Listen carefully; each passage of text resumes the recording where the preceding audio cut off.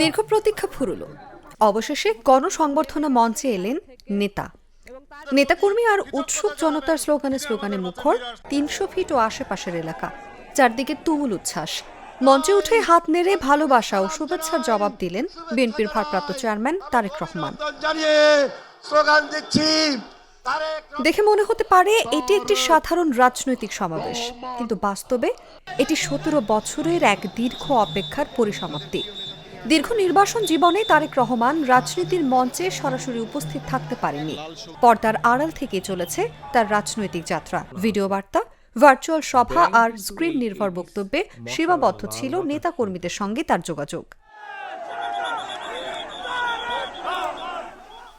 আজ সেই চিত্র বদলে গেছে। স্ক্রিনের রাজনীতি পেরিয়ে সরাসরি মঞ্চে দাঁড়িয়ে ভাষণ দিয়েছেন বিএনপির ভারপ্রাপ্ত চেয়ারম্যান তারেক রহমান। ১৭ বছর পর তার এই সরাসরি বক্তব্য ঘিরে নেতাকর্মীদের মধ্যে তৈরি হয়েছে আবেগ ও প্রত্যাশার নতুন ঢেউ। অনেকের কাছে এটি শুধু একটি ভাষণ নয়, বরং দীর্ঘ নির্বাসনের পর রাজনীতিতে শক্তভাবে ফিরে আসার প্রতীক। বৃহস্পতিবার ৩:৫০ দিকে সংবর্ধনা মঞ্চে এসে পৌঁছান বিএনপির ভারপ্রাপ্ত চেয়ারম্যান তারেক রহমান। এর আগে কড়া নিরাপত্তায় বিমানবন্দর থেকে ৩০০ ফিটের সংবর্ধনা স্থলের উদ্দেশ্যে রওনা দেন তিনি।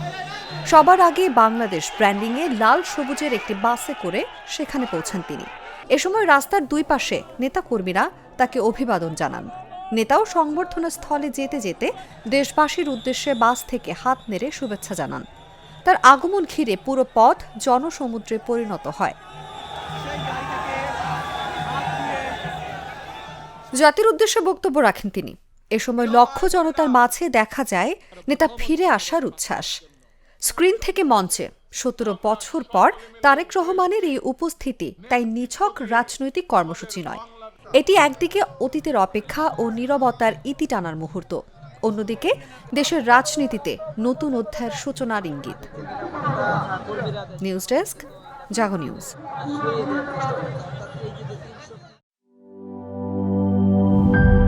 গ্লিটারের টুইন লেমন ও অ্যান্টিব্যাকটেরিয়াল ফর্মুলা বাসনকে চকচকে জীবাণুমুক্ত করে আমাদের দেয় গ্লিটার গ্যারান্টি।